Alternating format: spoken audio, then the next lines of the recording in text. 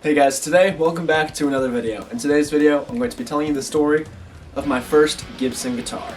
This is my 2019 Gibson SG Standard in Cherry Red. I thought this guitar had a pretty cool story, so I figured you guys would agree. So, anyways, strap yourselves in and let's get into it. So the story starts off in 2020, the summer of 2020. And so, as I'm sure you all have heard, COVID was happening at that time. I mean, it still is now, but it was happening a lot at that time. And my summer camp that I've gone to since I was 8 years old, it's called Maple Ridge Ranch. I highly recommend going. It's in upstate New York. I love that camp so much. That camp has changed my life for the better in so many different ways. But anyways, besides that camp unfortunately got canceled that year due to COVID. So that I'll tie that back in later. But one of my dream guitars has been just a guitar from 2003, preferably Gibson because I'm a Gibson guy. And so I've saved up a couple $100 at that time. I've always been good at saving up my money. So I had a little bit of money that I just knew I wanted to spend on something.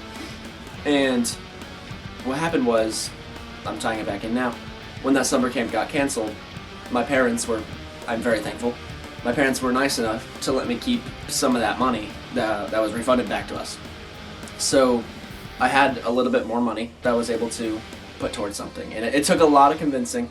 They didn't really want me to get a new guitar because I had one nice one. I don't even know. Their parents, they don't like you being happy. That's a joke, of course. But so I had a little bit more money, and it took a lot of convincing to allow them to let me get a guitar. Does that make any sense? It took a lot of convincing to let me get a guitar, if that makes any sense. And so at that time, I haven't really played many SGs. So what I did was, before I spent $1,200, $1,300, $1,400 on a guitar, I called up Guitar Center and asked if they had any SG standards, and they did. So a few days later, I went in, I talked to the guy there. He's like, "Yeah, oh yeah, I talked to you on the phone, I remember that." So I got down the SG and I started playing it. And so I go to rip my first G chord, and it was completely out of tune. And there was this whole fiasco on getting a tuner and getting it all tuned up. I can't exactly remember what happened. I just remember it, for whatever reason, they couldn't find a tuner or something like that. But we found one, and once I got it all tuned up, it was amazing.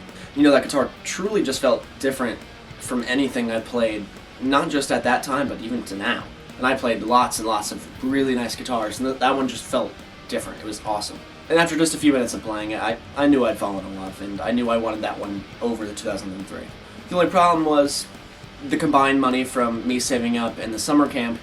It only came up to around $1,300, which would have been enough to buy an older, not yet vintage, I mean technically it is, but an older used SG. I would have enough to buy one of those, but not a new SG. A new SG cost $1,500, and I only had $1,300. So of course, after falling in love with the guitar, I knew I had a little more to go, and I was bummed out, but I knew what I had to do. I was perfectly prepared just to go home, do some more chores, ask my neighbors to mow their lawn, just do as many things as I can just to save up at least another $200. But what happened was the manager of the Guitar Center just walked up to my dad, and what he said was, "Hey, that guitar has a little bit of buckle warming on the back. I'll give you $1,300 for it."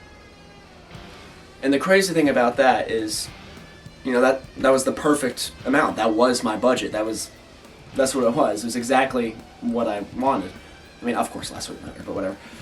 And the funny thing is, no one told him what our budget was. Nobody told him that this guitar was a little bit too expensive and that we were just going to go home without it. So it's almost like he just knew. It was really cool. And that was this guitar. Yeah, I've kind of been leading it up to making it sound like we didn't actually get that guitar.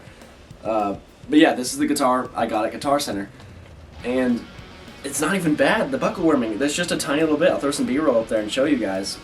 But I don't know. It was really nice of him to give us that deal.